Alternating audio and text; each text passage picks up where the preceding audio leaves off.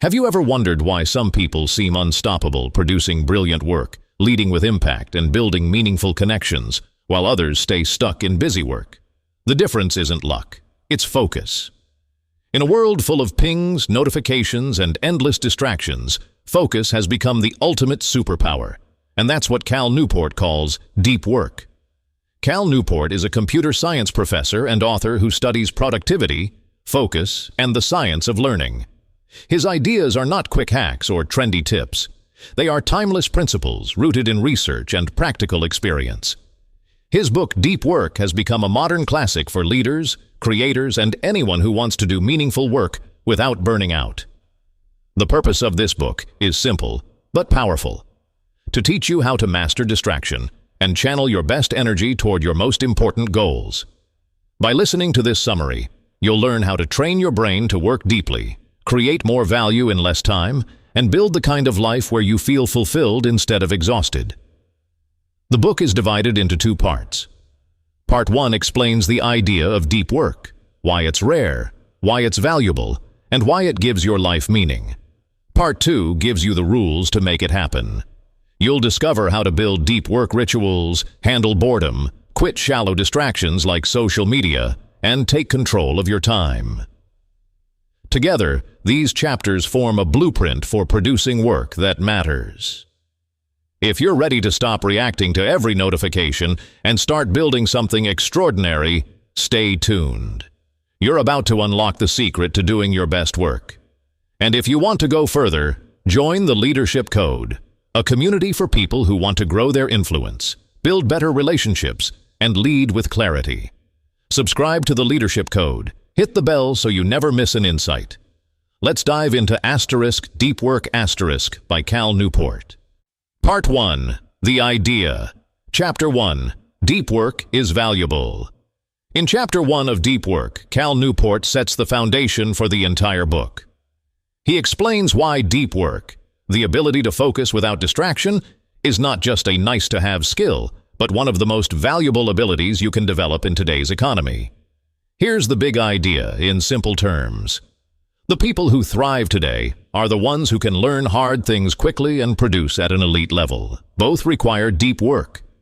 If you stay in a distracted, shallow state, you fall behind.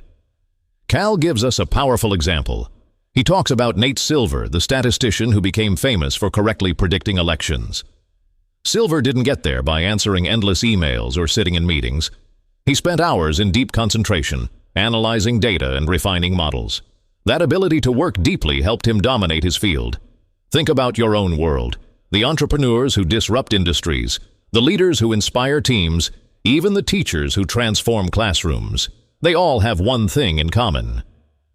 They spend time thinking deeply about problems and creating solutions others can't see. So how do you take this principle and use it in your life? Here are 3 practical steps. 1. Identify your highest value work. Ask yourself, what are the activities that really move the needle for your goals? If you lead a team, it might be designing a clear strategy or developing your people. If you're an entrepreneur, it might be building products, closing deals, or improving systems. Write them down. 2. Protect time for deep work. Block at least 1 hour a day for focused, distraction-free work on these priorities. Turn off notifications. Close your inbox. Tell your team you're unavailable during that block. At first, it feels hard, but you will see your output skyrocket. 3. Measure depth, not busyness. Stop judging your day by how busy you felt. Instead, ask, how many hours did I spend in true focus? Track it. The goal is progress, not perfection. This chapter is your wake-up call. It's a reminder that success is not about doing more. It's about doing the right things deeply. Every leader, every parent, every creator faces the same choice. You can fill your day with shallow tasks that leave you tired but unchanged. Or you can carve out time for deep work and create something that truly matters. If you start practicing this today, you'll notice something powerful. Clarity. You'll think better. You'll solve problems faster. You'll feel less stressed because you're working on what counts. Now that you understand why deep work is so valuable, In the next chapter, we'll explore why it's so rare and what you can do to protect it. Part 1. The Idea. Chapter 2. Deep work is rare. In Chapter 2 of Deep Work, Cal Newport makes a surprising claim. Deep work is becoming rare. The modern workplace is full of distractions, constant communication, and pressure to be always available. As a result, most people spend their days jumping from message to message, meeting to meeting, doing what Cal calls shallow work. The main principle here is simple. The rarer a skill is, the more valuable it becomes. If you can do deep work consistently, you put yourself in the top tier of performers because very few people are willing, or able, to focus. Cal shares the example of companies that celebrate hyperconnectivity. Workers sit in open offices, get instant message alerts, and are expected to reply immediately. This culture rewards quick responses more than quality thinking. The result? People feel busy but don't produce anything meaningful. Sound familiar? Think about your day. How often do you check email, answer messages, scroll social media, attend meetings that could have been an email? This constant context switching kills your ability to concentrate and drains mental energy. Here's what you can do to rise above the noise. 1. Be intentional about communication. Instead of living in your inbox, schedule specific times to check messages. Set expectations with your team. I reply twice a day, but when I do, you'll get thoughtful answers. This shows respect for others' time and protects your focus. 2. Redesign your environment. If you work in a noisy space, create micro-habits to shield your attention. Put on headphones, block distracting sites, or step into a quieter room when you need to think deeply. Make deep work the default, not the exception. 3. Say no to shallow work when possible. Not every meeting deserves your presence. Decline or delegate where you can. Every no you say to shallow work is a yes to work that matters. This chapter is a mirror. It forces you to see how rare focus is in your world. But that's good news. The rarer it is, the more powerful it becomes as a competitive edge. Leaders who protect their attention become clearer thinkers. Entrepreneurs who stay focused innovate faster. Even in relationships, the ability to be fully present, really listening without checking your phone, sets you apart. Cal's message is motivating. Don't settle for the distracted norm. Build a culture for yourself, your team, and your family where depth is valued. Next, we'll explore Chapter 3. Why deep work is not only rare and valuable, but deeply meaningful for a fulfilling life. Part 1. The Idea. Chapter 3. Deep work is meaningful. Chapter 3 of Deep Work is one of the most inspiring chapters in the book because it answers a bigger question. Why does deep work matter for your happiness, not just your productivity? Cal Newport argues that deep work is meaningful because it lets you connect with something bigger than yourself. When you focus deeply, you lose the constant noise in your head and enter a state psychologists call flow. In this state, you are fully absorbed, you perform at your best, and you feel deeply satisfied. Cal shares the story of a blacksmith who spends hours perfecting his craft, hammering metal with focus and precision. This work may seem ordinary, but to the blacksmith, it is deeply meaningful. Why? Because he is fully present, building something tangible and honoring his skill. Think about a time you got completely lost in your work, when hours passed and you didn't notice. Maybe it was writing, solving a problem, designing something, or having a powerful conversation. That feeling is not just enjoyable. It is a key ingredient for a fulfilling life. Here's how you can apply this insight in your daily life. 1. Choose work worth doing. Find tasks that challenge you just enough to stretch your skills. Too easy leads to boredom. Too hard leads to frustration. The sweet spot keeps you engaged and growing. 2. Create rituals of presence. When you sit down to work, eliminate distractions and signal to yourself that this time matters. Close the door, silence the phone, and give your full attention to the task. 3. Bring depth to your relationships. Deep work isn't just about your job. Practice deep presence with people. Put the phone away at dinner. Listen fully. Ask questions that matter. Depth makes connections meaningful. 4. Redefine success. Stop chasing constant busyness. Instead, measure your days by moments of focus and creation. Did you produce something valuable? Did you give your best attention to someone? That's success. This chapter is a reminder that deep work is not a sacrifice. It's a path to a richer life. The world might pull you toward shallow distractions, but every time you choose to focus deeply, you create meaning for yourself and for those around you. As a leader, entrepreneur, or parent, this matters more than ever. People are drawn to those who are fully present and thoughtful. Deep work helps you become that person. If this summary inspired you, don't let it stop here. Subscribe to the Leadership Code. This is your space to grow as a leader, sharpen your thinking, and transform your influence. Hit the bell icon so you never miss a powerful book summary. Next, we move to part 2 of the book, where Cal gives us the practical rules to actually live this out. Part 2. The rules. Rule number 1. Work deeply. We've explored why deep work is valuable, rare, and meaningful. Now we enter part 2 of deep work. The rules. This is where Cal Newport shifts from theory to practice. Rule number 1 is the foundation of everything. Work deeply. The rules. This is where Cal Newport shifts from theory to practice.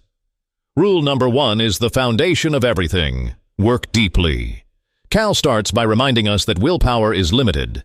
You cannot rely on sheer discipline to stay focused all day. Instead, you need systems, rituals, and routines that make deep work automatic. He introduces 4 possible strategies for structuring deep work. Monastic. Eliminate nearly all shallow obligations and dedicate most of your time to deep work. Bimodal. Divide your schedule into large chunks, some for deep work, others for everything else. Rhythmic. Build a daily rhythm where deep work happens at the same time every day, like a habit.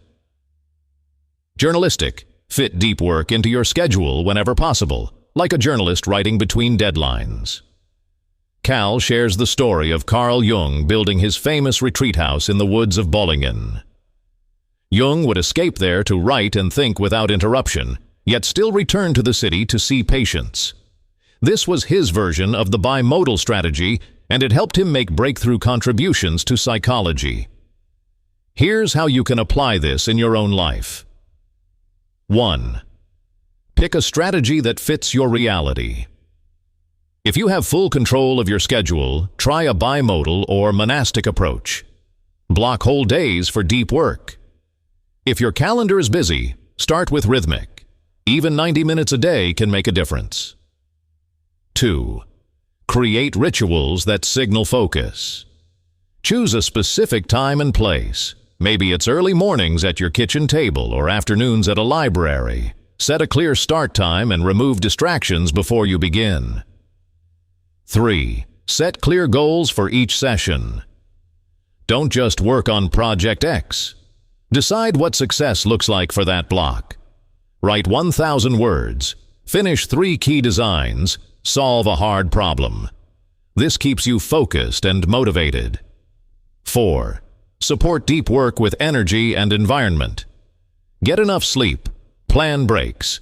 Keep snacks and water nearby so you don't break concentration. Make your space inviting. You want your brain to associate it with focus. This rule is about taking deep work seriously, not leaving it to chance. The world is designed to pull your attention in every direction. By creating structure and rituals, you protect your best thinking and produce work that sets you apart. Imagine leading your team with this level of focus, designing strategy, solving problems, thinking long-term instead of just reacting. Imagine running your business this way, making key decisions without distraction. That's the power of working deeply. Next, we'll dive into rule number 2, embrace boredom, and learn why building your focus muscle requires training, not just good intentions. Part 2, the rules. Rule number 2, embrace boredom. Rule number 2 of deep work might surprise you. Embrace boredom. Cal Newport argues that focus is like a muscle. If you want it to grow, you must train it. And the way you train it is by learning to be comfortable without constant stimulation. Here's the key principle. If you give in to every urge to check your phone, scroll social media, or bounce to a new task, you weaken your ability to concentrate when it really matters. Your brain starts craving novelty all the time. Cal shares a great insight from neuroscientists: attention residue. Every time you switch tasks, even for a few seconds, part of your mind stays stuck on what you were just doing. That residue lowers your focus and slows your progress. He recommends you resist the urge to fill every moment. For example, when you feel bored waiting in line or stuck in traffic, don't reach for your phone. Let your brain be still. This builds your ability to focus for longer periods during deep work sessions. Here's how you can apply this rule in your life. 1. Schedule your distractions. Instead of checking your phone every time you feel bored, set specific times for email, social media, or news. If the urge hits at 10 o'clock, but your next check is at 11 o'clock, wait. This strengthens your attention muscle. 2. Practice productive meditation.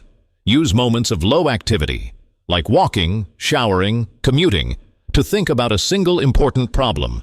Keep pulling your mind back when it wanders. This trains focus just like lifting weights trains muscles.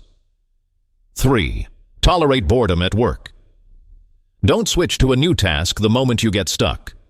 Stay with the problem. Frustration is part of deep work. The more you practice sitting with it, the faster your brain adapts. 4. Detox from constant input. Try a short distraction fast. Pick 1 hour a day where you allow no phone, no music, no screens. Notice how uncomfortable it feels at first. Then, notice how much clearer your thinking becomes. This rule is powerful because it goes beyond work. Leaders who can sit with silence make better decisions. Entrepreneurs who can think deeply spot opportunities others miss. Even in relationships, the ability to stay present when nothing exciting is happening builds trust and connection. So next time you feel bored, don't reach for instant stimulation. Use it as training. Every minute you resist the pull of distraction, you sharpen your mind for the deep work that matters. Next up is rule number 3, quit social media, where Cal shows you how to take control of your digital tools instead of letting them control you. Part 2, the rules. Rule number 3, quit social media. Rule number 3 of deep work is one of the most practical and one of the hardest for many people. Quit social media. Cal Newport doesn't say you must delete every account and live off the grid. His message is smarter than that. He says you must become intentional about which tools you use. Right now, most of us adopt new platforms without thinking about whether they truly serve our goals. Here's the main idea. Every tool you use has a cost, not just in time, but in attention and mental energy. The likes, alerts, and endless scrolls fragment your focus. The question you must ask is not, could this be useful, but is this the best tool for what matters most to me? Cal introduces what he calls the craftsman approach to tool selection. A craftsman chooses tools carefully, only using those that deliver high value and little distraction. You should do the same with your digital life. He shares examples of professionals who cut back on social media and actually saw their careers grow because they were spending more time creating instead of scrolling. Here's how to apply this rule. 1. Run the 30-day test. Quit a platform for 30 days. At the end, ask yourself, did this hurt my career or relationships? Did I miss it? If the answer is no to both, you don't need it. 2. Use the tool, don't let it use you. If you keep a platform, set strict boundaries. For example, use Twitter for 15 minutes a day to share work updates, not to scroll endlessly. 3. Replace low-value time with high-value work. Use the freed-up time for deep work, learning, or connecting with people offline. This is where you'll see the real payoff. 4. Audit regularly. Every few months, recheck which tools still serve your goals. Drop the ones that don't. This rule is not about deprivation, It's about power. Leaders who control their attention are less reactive. Entrepreneurs who limit distractions get ahead faster. In your personal life, being present without a screen makes relationships stronger and more meaningful. Imagine what you could create with an extra hour a day of clear, focused time. Time you once spent scrolling. That's the promise of this rule. Next, we'll dive into rule number 4, drain the shallows, where Cal shows you how to clear away the low-value tasks and make space for the deep work that matters most. Part 2, the rules. Rule number 4, drain the shallows. Rule number 4 of deep work is where everything comes together. Drain the shallows. Cal Newport explains that most people spend the majority of their time on shallow work. Emails, meetings, admin tasks, low-value busy work. These things keep you feeling productive, but leave little time for the high-value work that actually moves the needle. The key principle here is simple. Shallow work is necessary, but it should never dominate your schedule. You must control it ruthlessly so deep work has space to thrive. Cal recommends using a concept called time blocking, planning every minute of your workday in advance. Not just your meetings and deadlines, but your deep work sessions, your shallow tasks, even your breaks. This gives you a clear picture of where your time goes and forces you to prioritize what matters most. He also shares an interesting example: executives who deliberately cap the number of hours they work each week. This forces them to spend those hours on their highest value activities. The constraint creates focus. Here's how you can apply this rule right away. 1. Schedule your day hour by hour. At the start of the day, write a plan that includes blocks for deep work, meetings, email, and breaks. When something unexpected comes up, adjust, but stay intentional. 2. Cap the time you spend on shallow work. Decide how much of your day you're willing to spend on email, meetings, or admin. Stick to that cap. You'll be surprised how quickly you start automating, delegating, or eliminating low-value tasks. 3. Say no more often. Every yes to a shallow task is a no to deep work. Decline meetings that don't need you, and don't be afraid to send a 2-sentence reply instead of a 2-paragraph one. 4. Track deep work hours. Keep a visible log of how many hours you spend in true focus each week. Aim to increase this number gradually. What gets measured improves. This rule is liberating. It shows you that you do have time for deep work. You just have to reclaim it from the shallow tasks that drain your energy.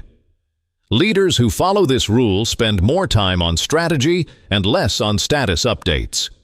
Entrepreneurs who use it build products and grow revenue instead of drowning in admin. Even in daily life, this approach creates space for family, learning, and rest. Imagine ending each day knowing you worked on what truly mattered, not just what was urgent. That's what happens when you drain the shallows.